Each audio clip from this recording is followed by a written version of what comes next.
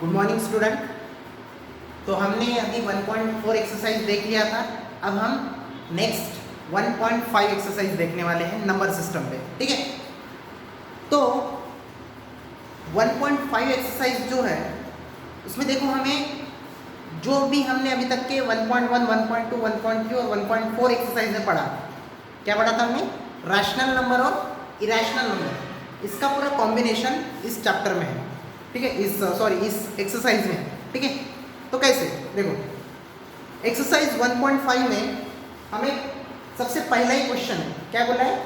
Classify the following number as a rational और irrational. अब यहाँ आपका एग्जाम होगा, कैसे होगा? आपने कहा था हमें सर रैशनल नंबर और इरैशनल नंबर समझ में आया, तो यहाँ अभी आपकी क्या है? एक्चुअली उसको हम हिंदी में क्या बोलते हैं? परीक्षा। अभी आपकी परीक्षा है, टेस्ट है कि आपको सच में rational number irrational number identify करना आता है या नहीं आता है, ठीक है। तो क्लियर? तो सबसे पहला क्वेश्चन है हमारा एक्सरसाइज 1.5 का, एक्सरसाइज 1.5, ठीक है। एक्सरसाइज 1.5 का फर्स्ट क्वेश्चन क्या है? Classify the following number as rational और इरैशनल, पेज नंबर 24। क्या बोला है first question? Classify the following number as rational और इरैशनल। तो फर्स्ट क्वेश्चन आपका है, फर्स्ट क्वेश्चन है 2 माइनस रूट 5, 2 माइनस रूट 5। अब 2 माइनस रूट 5 ये रैशनल है इरैशनल है, कैसे आइडेंटिफाई करेंगे? तो हमने बताया था इरैशनल नंबर जो होता है, क्या होता है irrational number? Non terminating, non recurring, मतलब वो टर्मिनेट भी नहीं होता है, मतलब रिमाइंडर भी उसका जीरो नहीं आता है, और रिकरिंग मतलब रिपीट भी नहीं होता है, उसकी डिजिट्स जो है रिपीट भी नहीं होती, उसे नॉन टर्मिनेटिंग नॉन रिकरिंग मतलब इरैशनल नंबर बोलते हैं। तो देखो यहाँ रूट 5 आया, मुझे एक बात बताओ, जब रूट 4 आता है तो हम 2 लिखते हैं, लिखते हैं 2, ठीक। अब रूट 5 आया तो ऑब्वियसली रूट 5 जो है वो 2 से बड़ा ही होगा, मतलब 2 पॉइंट समथिंग कुछ होगा ही, मतलब 2.23 समथिंग कुछ तो होगा, ठीक है। तो ऑब्वियसली अगर यही वैल्यू हमने अगर पुट की अप्रोक्सीमेटली 2.23, एक्यूरेट वैल्यू नहीं बता रहा मैं, ठीक है, आप कैलकुलेट करते बैठना, ठीक है, रूट 5 की वैल्यू क्या है, ठीक है। तो आप अगर यहाँ 2 माइनस 2.23 समथिंग 4 जो भी है non repeating non recurring value आ रही है, तो आप कुछ करोगे तो माइनस 0.234 समथिंग आएगा। तो ये क्या हुआ? ऑब्वियसली ये इरैशनल नंबर हुआ। क्या हुआ? Irrational number. क्यों? क्योंकि नॉन टर्मिनेटिंग है, वैल्यू जीरो आ रही है, क्या नहीं है, और नॉन रिकरिंग मतलब इसमें वैल्यू रिपीट भी नहीं आएंगी, 234 के बाद जरूरी नहीं 234 ही आएगा, इसीलिए हम इसे इरैशनल नंबर बोलेंगे। क्यों बोलेंगे? क्योंकि ये नॉन टर्मिनेटिंग नॉन रिपीटिंग है, ठीक है। So it is a irrational number, ये इरैशनल नंबर है, ठीक है, this is called irrational number. Then second, मैं सभी एग्जांपल नहीं लूंगा क्योंकि हमें वीडियो यहाँ शॉर्ट बनाना है, ठीक है, छोटा बनाना है, तो इसीलिए मैं कुछ कुछ एग्जांपल दे रहा हूँ, रैशनल इरैशनल के 2-3 कॉम्बिनेशन लूंगा, ठीक है। नेक्स्ट सेकंड क्वेश्चन है 3 plus root 23 bracket minus root 23। तो देखो इधर अगर हमने ब्रैकेट को सॉल्व किया, ब्रैकेट को ओपन किया, 3 plus root 23 minus root 23 plus root 23 minus root 23 get cancel, बचा 3, और हम 3 को 3/1 भी राइट डाउन कर सकते हैं। तो ऑब्वियसली ये नंबर क्या आएगा? This is called rational number, ठीक है, रैशनल नंबर, इसे हम रैशनल नंबर कहेंगे। क्यों? क्योंकि p/q के फॉर्म में है, where q is not is equal to 0, okay. Then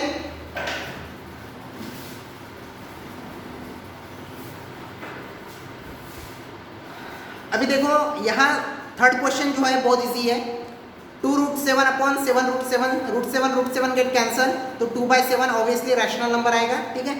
1/√2 obviously आप अगर इसका कैलकुलेशन करोगे तो √2 की वैल्यू आपको भी पता है, क्वेश्चन नंबर 4 में आपको है 1/√2 1/√2। आपको बताऊंगा √2 की वैल्यू मैंने एक बार बताई थी आपको, क्या है 1.414। ठीक है, ये ऑब्वियसली ये और मतलब और आगे बढ़ती जाती है, नॉन टर्मिनेटिंग नॉन रिकरिंग, तो obviously it is irrational number, ये इरेशनल नंबर होगा। ठीक है, इरेशनल नंबर होगा। और देन फिफ्थ है 2 पाई। पाई की वैल्यू आपको पता है 3.14, और पाई की वैल्यू हमेशा एक्यूरेट नहीं आती, पाई की वैल्यू हमेशा अप्रोक्सीमेट आती। तो ऑब्वियसली अगर यहाँ पाई अप्रोक्सीमेट है फिफ्थ वाले क्वेश्चन में, क्वेश्चन नंबर 5 में, ठीक है 2 पाई है, ऑब्वियसली हमें पता है पाई की वैल्यू 3.1415 ऐसा समथिंग आता है और बढ़ते जाता है, तो ये इरेशनल नंबर होगा। ठीक है, this is called irrational number. समझ में आया? बहुत सिंपल है एक्सरसाइज, आप सॉल्व करो एज अ होमवर्क। ठीक है, then question number 2, question number 2 है हमारे पास,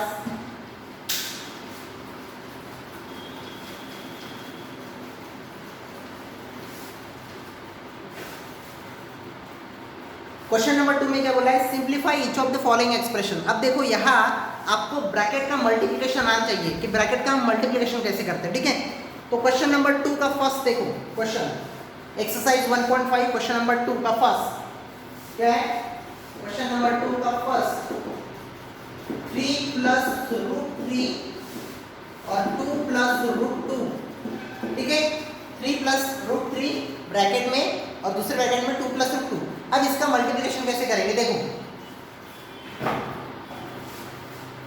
फर्स्ट ब्रैकेट का first term into second bracket, then first bracket का सेकंड टर्म इनटू पूरा ब्रैकेट में। देखो कैसे, 3 ये 3 इनटू ये पूरा ब्रैकेट, समझ में आया, 2 + √2, then plus then √3 into second bracket, वही ब्रैकेट। मतलब हम क्या कर रहे हैं, यहाँ ब्रैकेट को सॉल्व कर रहे हैं, ब्रैकेट को ओपन कर रहे हैं। ठीक है, अब ब्रैकेट का मल्टीप्लिकेशन ही बोल सकते हैं। ठीक है, तो देखो 3 × 2 6 प्लस 3√2 प्लस 2√3 और प्लस √3 इनटू √2। क्लियर है? तो 6 + 3√2 प्लस 2√3 प्लस √3 इनटू √2 क्या होता है, √6। क्लियर है? √2 इनटू √3 √6। क्लियर है? ये आपका एक फाइनल सॉल्यूशन है क्वेश्चन नंबर 1, क्वेश्चन नंबर 2 का फर्स्ट क्वेश्चन, सब क्वेश्चन। ठीक है, 1.5 एक्सरसाइज। देन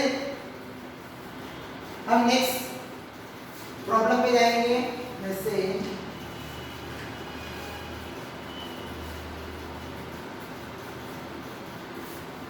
देखो अभी यहाँ सेकंड वाला क्वेश्चन भी वैसे सेम है, तो मैं इसे होमवर्क देता हूँ। ठीक है, एज अ होमवर्क आप सॉल्व करो। सॉरी, इसमें थोड़ा सा थोड़ा कॉम्प्लिकेट है। ठीक है, वो आइडेंटिटीज के फार्मूले यूज हो गए, तो मैं सेकंड वाला आपको सॉल्व करके देता हूँ। ठीक है, सेकंड वाला क्या होगा, 3 + √3 इनटू 3 - √3। ठीक है, अब आपको यहाँ कुछ दिख रहा है, क्या दिख रहा है, A B identity A - B into A + B into A - B क्या होता है, A² - B²। ये आइडेंटिटी याद आ रही है, यही आइडेंटिटी का हमें यूज करना है। क्या होगा, तो हम इसे लिखेंगे इस फॉर्म में 3 + √3 3 - √3, तो क्या होगा 3 का स्क्वायर माइनस √3 का स्क्वायर, 3 का स्क्वायर 9, √3 का स्क्वायर 3 और 3 - 9 - 3 6। क्लियर है? सिंपल। अब ऐसे ही हम नेक्स्ट प्रॉब्लम सॉल्व करेंगे, क्वेश्चन नंबर 3। और आई होप कि आप लोग नोटबुक और पेन लेके बैठे होंगे, और as well as textbook also. ठीक है, टेक्स्ट बुक लेके बैठो और जैसा मैं सॉल्व कर रहा हूँ वीडियो को पॉज करो और राइट डाउन करो।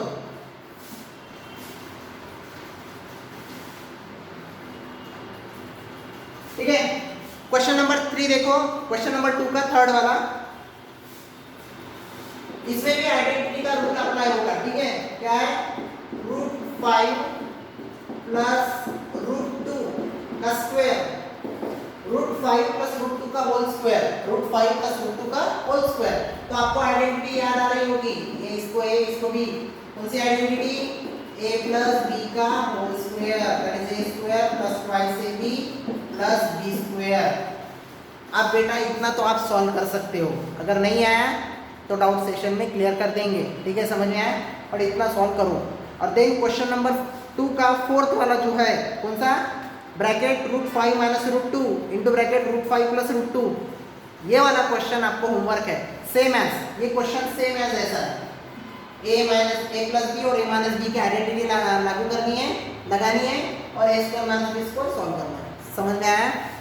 अब किसी का डाउट होगा कि सर मुझे तो स्क्वायर रूट तो ओपन ही करना नहीं आता, स्क्वायर रूट का सॉल्व ही करना नहीं आता, तो इसके लिए बेटा रिस्पॉन्सिबल आप हो। ठीक है, अगर डाउट सेशन में ऐसा कुछ डाउट आया तो मैं सॉल्व करके दे सकता हूँ आप लोगों को। ठीक है, क्लियर है। देन हम क्वेश्चन नंबर 3 देखेंगे यार। क्वेश्चन नंबर 3 बहुत इजी है, ज़्यादा वो डिफिकल्ट नहीं है। क्वेश्चन नंबर 3, ठीक है। क्वेश्चन नंबर 3 में क्या बोला है, देखो एक्सरसाइज 1.5 का, recall pi is defined as the ratio of circumference of circle to its diameter d, say d, that is pi equal to c by d, that is pi equal to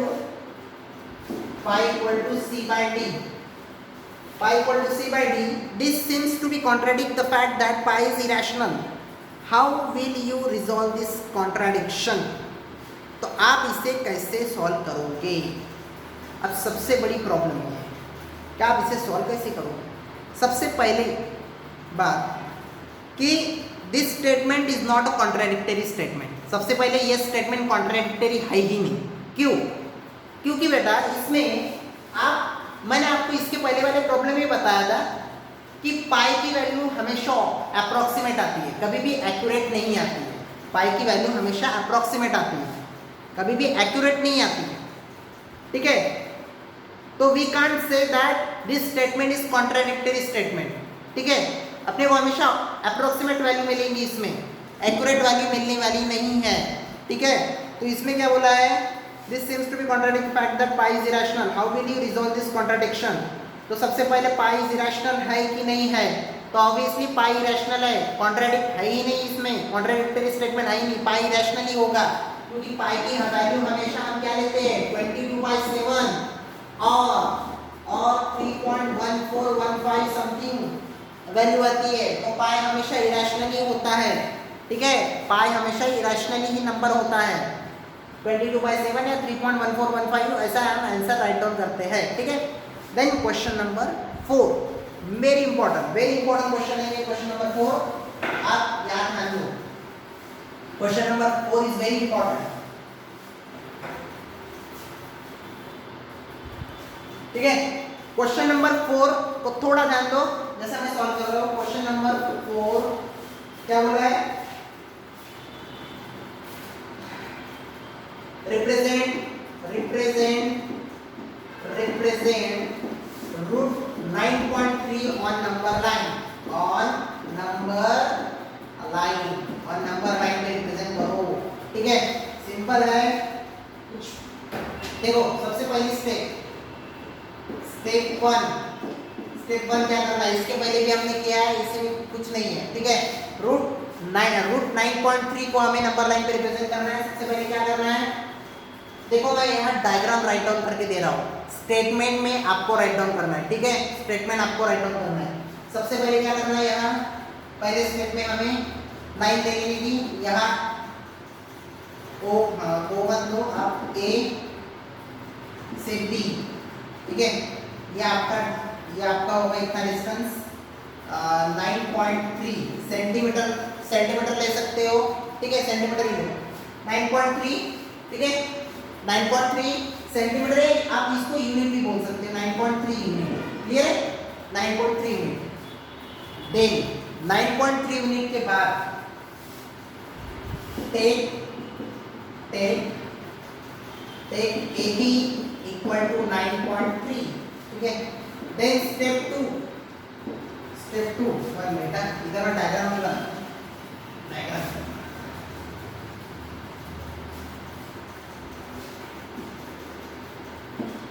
A B और ये हो गया 9.3 unit. Then live extend,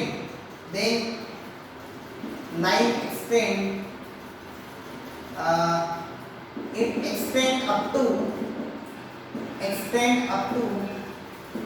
1 unit, और 1 unit हमें extend करना है इसे। तो इधर देखो, इधर 9.3 ए बी डिस्टेंस लिया हमने, टेक लिया है 9.3, इसके बाद हमें it extend up to 1 unit.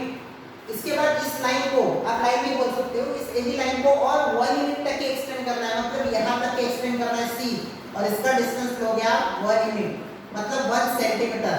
ये 9.3 यूनिट तो 9.3 सेंटीमीटर, ए से और 1 यूनिट हमें एक्सटेंड करना है। क्यों करना है इसका रीजन आपको बताऊंगा, ठीक है। देन स्टेप 3 क्या बोल रहा है बेटा? स्टेप 3 बोल रहा है कि लोकेट सेंटर ओ, मतलब आपको क्या करना है, locate centre O, it means इसका अर्थ मतलब क्या होता है कि हमें OC इक्वल टू कितना लेना है। अभी O सेंटर लोकेट किया, अब O सेंटर हम किसका लोकेट करेंगे, नॉट OB का, OC का, ठीक है। OC टोटल कितना है, OC 9.3 प्लस 1, 9.3 प्लस 1 कितना होता है 10.3, तो ठीक OC equal to 10.3 divided by 2, समझ में आया, 10.3 डिवाइडेड बाय 2, OC ऐसा, ठीक है। OC 10.3 डिवाइडेड बाय 2 होगा ना, OC इज अ रेडियस, ठीक है। और हमने सेंटर लोकेट किया, अब क्या करना, taking OC as a radius, and O as a center, taking OC as a radius and O as a center, draw a semicircle,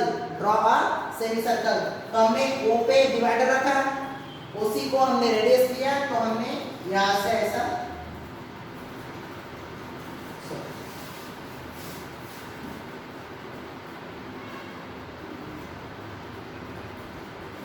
clear है, हमने एक सेमीसर्कल लिया है, ठीक है। सेमीसर्कल लेने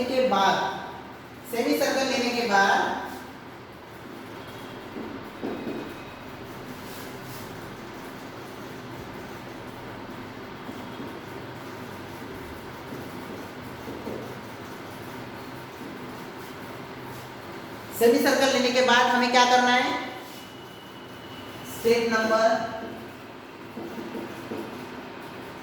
4, ड्रॉ सेमीसर्कल, हो गया ये सेमीसर्कल और with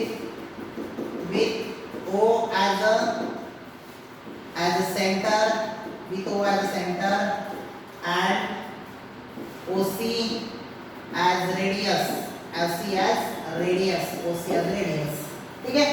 फिर उसके बाद हमें B से परपेंडिकुलर लाइन निकालनी है, कहाँ से, B से, जो B क्या था 9.3 A to B, इससे हमें परपेंडिकुलर लाइन निकालनी है। परपेंडिकुलर लाइन निकालने के बाद सेंटर से उसे ज्वाइन करना है, और सेंटर से ज्वाइन करने के बाद यहाँ हमें राइट एंगल ट्रायंगल बनेगा कि नहीं बनेगा, ठीक है, ओके। B परपेंडिकुलर यहाँ तक के मेरे ख्याल से थोड़ा मिला रखा हूँ, ठीक है, ये थोड़ा आप राइट डाउन करो, ठीक है। अब यहाँ से स्टेप नंबर 5 क्या है, draw perpendicular from B on semicircle at point D, आप इसे D भी बोल सकते हो, ठीक है।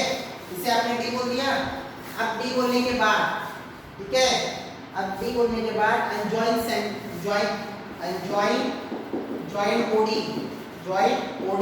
OD को हम ज्वाइन किया। अब OD को ज्वाइन करने के बाद हमारे मन में सबसे पहला सवाल है कि भैया OB कितना होगा OD, तो मैंने बताया था जहां राइट एंगल ट्राइंगल बनता है वहां कौन सा थ्योरम यूज होता है, पाइथागोरस का थ्योरम। अब पाइथागोरस का थ्योरम कैसे यूज होगा, तो सबसे पहले तो हमें ओबी चाहिए, क्योंकि हमारे पास ओबी नहीं है, हमारे पास ओडी है। ओडी है ना हमारे पास, ओडी कितना है, ओडी ऑब्वियसली ओसी जितना होगा उतना ही ओडी होगा। कितना है ओडी, 10.3 डिवाइडेड बाय 2, ठीक है। तो हमारे पास ओबी नहीं है तो कैसे निकालेंगे, सबसे पहले हमें क्या निकालना पड़ेगा, ओसी। ओसी तो है हमारे पास, तो देखो कैसे निकलता है, OB equal to OC minus BC, ठीक है। ओसी कितना है अपना, व्हाट इज ओसी, ओसी हमारा है 10.3 डिवाइडेड बाय 2 माइनस 1, तो ये 8.3 डिवाइडेड बाय 2 हो जाएगा।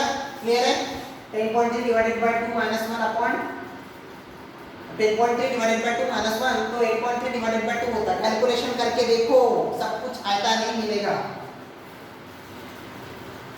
ठीक है। ये क्लियर होने के बाद ओबी है, ओडी तो ऑब्वियसली हमारे पास ओडी जितना होगा, ओडी ऐसा घूम जाएगा ना, तो ओडी जितना होगा जितना वो ओसी होगा। तो यहाँ ओडी और ओसी की वैल्यू सेम है, कितनी है ओडी और ओसी की वैल्यू 10.3 डिवाइडेड बाय 2 है ना, 10.3 डिवाइडेड बाय 2, क्योंकि ओसी और ओडी दोनों रेडियस है। क्लियर है, डाउट होगा तो आउट सेशन में क्लियर कर लेंगे। Step number 6, step number 6, video थोड़ा लंबा हो रहा है बट सॉरी, ठीक है। स्टेप नंबर 6 में क्या होगा, स्टेप नंबर 6 में देखो, स्टेप नंबर 6 में ओडी हो गया बीडी, चलो बीडी स्क्वायर निकालें, तो OD square equal to OB square plus BD square. तो यहाँ हमें निकालना है बीडी, तो BD square equal to OD हमारा कितना है, OD OD square minus OB square, और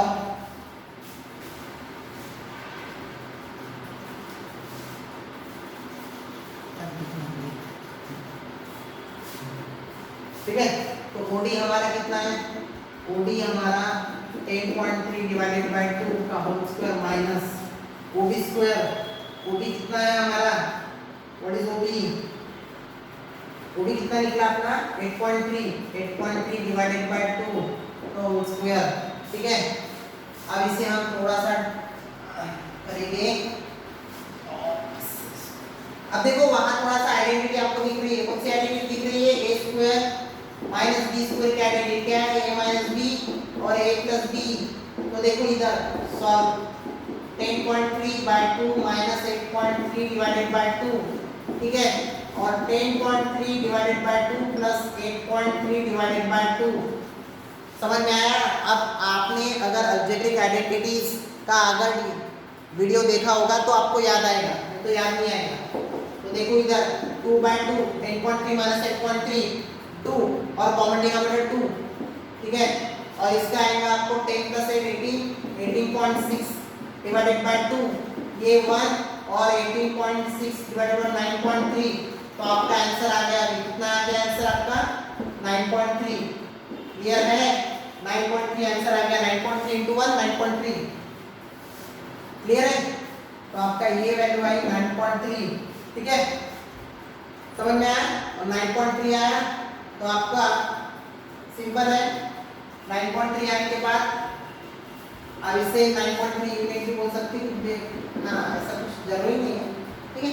और फिर आपको क्या करना है, यहाँ taking OD as a radius and O as a centre, OD को रेडियस रखना है और ओ एज अ सेंटर रखना है, और यहाँ आपको आर्क मारना है, और एक जो आर्क आएगा इसको हम नाम देंगे ई पॉइंट दो या डी डैश दो, ठीक है, और इसकी वैल्यू रहेगी 9.3 रूट 9.3, हाँ या फिर सॉरी रूट 9.3, ये 9.3 यूनिट आया ना, और उसके बाद हमने क्या लिया था इसका बीडी स्क्वायर, ये बीडी एक्चुअली ये बीडी स्क्वायर की वैल्यू आएगी, तो हम बीडी कितना लेंगे यहाँ रूट 9.3 सॉरी, ठीक है, रूट 9.3, ठीक है, रूट 9.3 यूनिट। क्लियर है, रूट 9.3 वैल्यू आ गई है, ओके। और टाइम हो रहा है और उसके बाद लास्ट वाला जो प्रॉब्लम है वो रैशनलाइज द डिनोमिनेटर वाला है, ठीक है। रैशनलाइज द डिनोमिनेटर, ठीक है। ये थोड़ा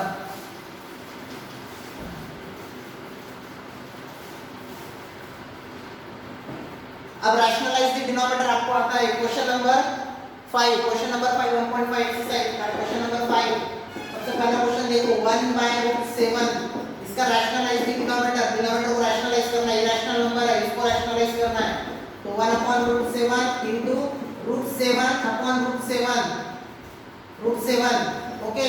तो इसको हम ऐसे √7/7 राइट डाउन करते हैं, ठीक है। आया, ये सॉल्व हो गया, ठीक है।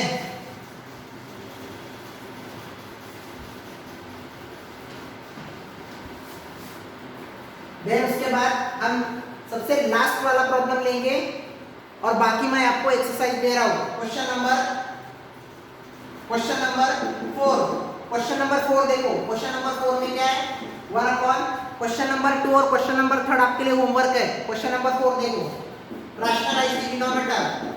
अब इसमें कुछ नहीं करना है, डिनोमिनेटर को रैशनलाइज करना है बट अपोजिट साइन। समझ में आया? आपने 8th स्टैंडर्ड में पढ़ा होगा rationalise the denominator, 9th standard में वो उसी का यूज है। डिनोमिनेटर को रैशनलाइज करना है बट अपोजिट साइन। कैसे? 1/√7 -2 इनटू √7 + 2। देखो यहाँ माइनस है, यहाँ प्लस है, √7 + 2, ठीक है।